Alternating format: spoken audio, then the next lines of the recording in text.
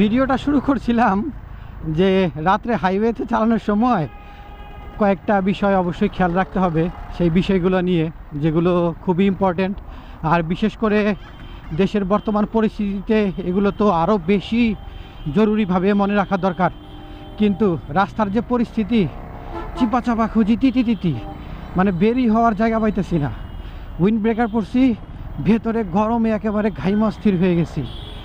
বাইপাইলের এই জাম যে পার হইতে পারবে ঠিক মতো চালাইয়া, সে বাংলাদেশের যে কোনো রাস্তায় বাইক চালাইতে পারবে। শালার রাস্তা মানে এইখানে চলে না এমন কিছু নাই। রিক্সা চলে, অটো চলে, ভ্যান চলে, তারপরে নসিমন আছে, তারপরে ঘোড়ার গাড়ি আছে, সাইকেল চলে, মোটর সাইকেল চলে, bus, truck, private car, pickup, মানে নাই কি। তার উপরে আবার রাস্তার জায়গায় জায়গায় আবার কাজ চলতেছে, মানে যে যেভাবে পারতাছে মানে করতেছে। যাক, সেইটা কোনো ব্যাপার না, আমি বেরোইতে পারলেই হইল। আচ্ছা, আগে বের হই, তারপরে আপনাদের সাথে আলাপ করা যাব। আগে তো নিজে বাঁচি, তারপরে আপনারা বাঁচবেন কিভাবে সেই আলাপ পারবো।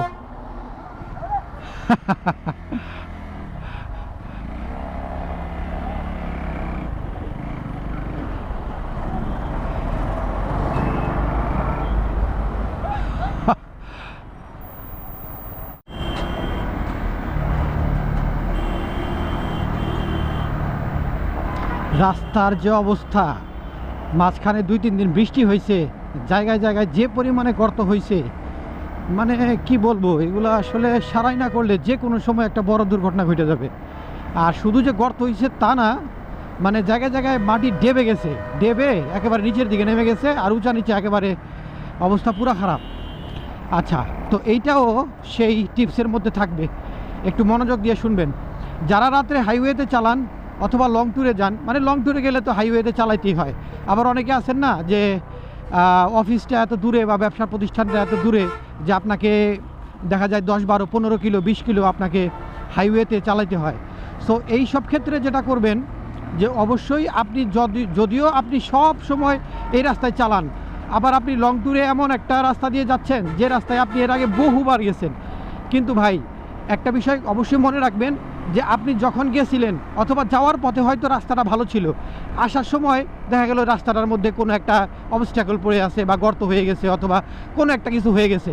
তো সেই ক্ষেত্রে কিন্তু আপনার মানে দেখা যাবে যে আপনি একটা ঝামেলার মধ্যে পড়ে যাবেন। দেখা গেল যে ওই গর্তটার মধ্যে পড়ে আপনার অ্যাক্সিডেন্ট করলেন, আপনি বাইকটা নিয়ে আপনি পড়ে গেলেন, তো সেই ক্ষেত্রে একটা দুর্ঘটনা ঘটে গেল।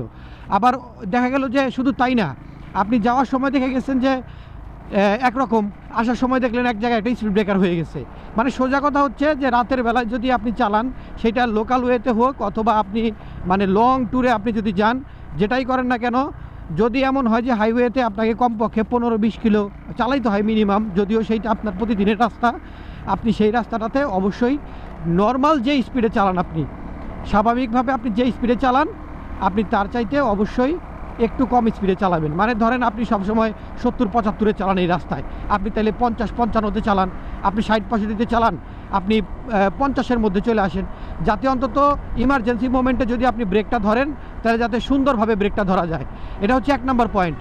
2 নাম্বার পয়েন্ট যেটা, সেটা হচ্ছে যে হাইওয়েতে যখন আমরা লং ট্যুরে যাই, অথবা ধরেন যে ঢাকার ভিতরেই ধরেন যে কোনো একটা ফ্লাইওভারের উপরে আপনি আসেন, এখন সেই ফ্লাইওভারের উপরে এমন একটা জায়গায় এমন একটা মহিলা দাঁড়ায় আছে যে আপনাকে মানে ইশারা দিল যে ভাইয়া একটু বিপদে পড়ছি, হেল্প করেন। ভাই ভুলেও কিন্তু এই কাজটা করবেন না।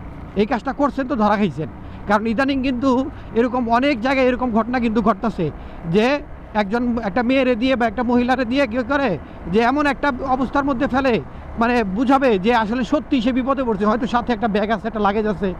তো ভাই ভুলেও কিন্তু এই সব সময়ে সে যেই হোক ভাই, আপনি যতই মানব দরদী হন, অন্তত রাতের বেলায় এই কাজটা কখনোই করবেন না। হ্যাঁ, যদি এমন হয় যে আপনারা একসাথে লং ট্যুরে যখন যাচ্ছেন, যে সেটা একটা গ্রুপের মধ্যে আছেন, যে আপনারা 5-10টা মোটরসাইকেল একসাথে আছেন, সেই ক্ষেত্রে ব্যাপার না, সবাই একসাথে থামলেন, সেই ক্ষেত্রে একটা শক্তি থাকলো। বাট একা যখন থাকবেন, খবরদার ভুলেও না। এইটা গেল 2 নাম্বার। 3 নাম্বার পয়েন্ট হচ্ছে, যখন লং ট্যুরে যাবেন রাতের বেলায়, অবশ্য দিনের বেলায় না, রাতের বেলায় যখন লং ট্যুরে যাবেন, অবশ্যই আপনার যতই পায়খানা প্রস্রাবের চাপ চাক, আপনার যতই চা খাইতে মন চাক, আপনার যতই সিগারেট খাইতে মন চাক, মানে পানি খাইতে মন চাক, যা খুশি তাই হোক, আপনি কোনো অবস্থাতেই মানে খোলা কোনো জায়গায় থামাবেন না। মানে যদিও আপনি দেখতেছেন যে এখানে 4 দোকান আছে, ওই যে 4 দোকান দেখা যায়, অথবা এখান দিয়ে লোকজন যাওয়া আসা করতেছে, এই জায়গাটা তো নিরিবিলি না ভাই, এই সব জায়গাতেও আপনি থামাবেন না। আপনি থামাবেন সব সময় আপনি থামাবেন তেলের পাম্পে। মনে রাখবেন, তেলের পাম্পে থামাবেন। সেই ক্ষেত্রে পায়খানা প্রস্রাব যাই লাগুক, অথবা হাইওয়েতে যখন আপনি চালান না, আপনার তো অবশ্যই অভিজ্ঞতা আছে, দেখবেন যে যত ধরনের তেলের পাম্প আছে, সেটা যে রুটেই হোক, আপনার সেইখানে কিন্তু তেলের পাম্পের পাশে ছোটোখাটো 2-4টা দোকান থাকে, 4 দোকান, সিগারেটের দোকান, পানির দোকান, পানের দোকান, সব কিছু থাকে। সো তেলের পাম্পের আশেপাশে বা তেলের পাম্পের মধ্যেই থামাবেন। এটা হচ্ছে 3 নাম্বার পয়েন্ট। 4 নাম্বার পয়েন্ট যেটা, সেটা হচ্ছে অবশ্যই রাতে যদি কেউ আপনাকে দেখা গেলো পাশে আপনাকে ওভারটেক করে আরেকটা মোটরসাইকেল গেল, সে আপনাকে ইশারা দিল থামার জন্য, ভুলেও থামাবেন না। সেটা মোটরসাইকেল হোক, অথবা কোনো একটা প্রাইভেট গাড়ি হোক, অথবা একটা হাইস হোক, একটা মাইক্রোবাস হোক, সেই ইশারা দিল আপনাকে থামাতে। অথবা একটা অনেক সময় আছে যে রিসেন্টলি একটা ঘটনা ঘটছে, যে একটা মোটরসাইকেল কী করছে, থামানোর পরে রাস্তার পাশে এমনভাবে সে, মানে 2 জন ছিল ওইটাতে, এমনভাবে সিগন্যাল দিচ্ছে যে মোটরসাইকেলটা স্টার্ট নিতে পারতেছে না, বারবার কিক দিচ্ছে, এটা সে নাড়াচাড়া করতেছে। তো এক বাইকার আরেক বাইকার ভাই একটা কথা আছে না, এই লোভের মধ্যে ফেলে থামাইছে, একজনকে থামায় সব কিছু রেখে দিচ্ছে। তো এই জন্য মানে এরকম কোনো ঘটনাও যদি দেখেন, থামাবেন না, বরঞ্চ কেউ ইশারা দিলে মানে দ্রুত ওই জায়গা থেকে আপনি স্থান তো ত্যাগ করবেনই, পাশাপাশি মানে ওই মোটরসাইকেল যদি আপনাকে ইশারা দেয় বা ওই মাইক্রো থেকে ইশারা দেয়, তাহলে যত দ্রুত সম্ভব কোনো একটা লোকালয়ের কাছাকাছি, মানুষজনের কাছাকাছি পৌঁছানোর চেষ্টা করবেন। এটা গেল 4 নম্বর পয়েন্ট।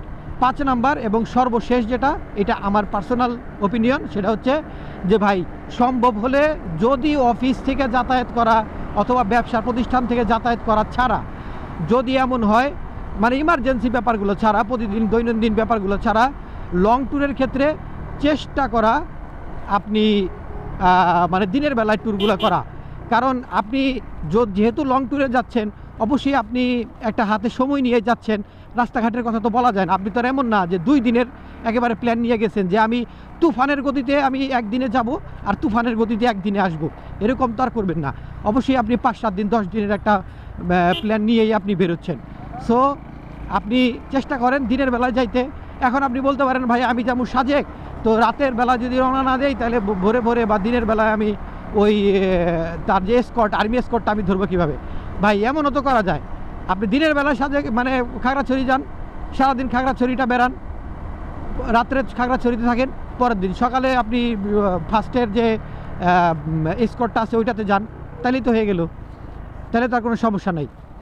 তো সেই ক্ষেত্রে রাতের বেলায় আপনার যাওয়ারই দরকার নাই, আপনি দিনের বেলায় যান। আর যদি জানি, সেই ক্ষেত্রে চেষ্টা করবেন অন্তত মানে এই বিষয়গুলো খেয়াল রাখতে।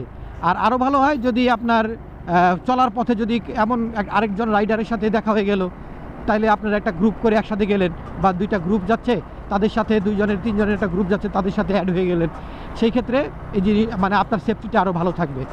তো এই বিষয়গুলো একটু খেয়াল রাখবেন ভাই। আশা করছি যে রাত্রে যারা ট্যুর দেবেন বা রাত্রে যারা বাইক চালান বা চালাবেন, তাদের জন্য এই টিপসগুলো কাজে লাগবে।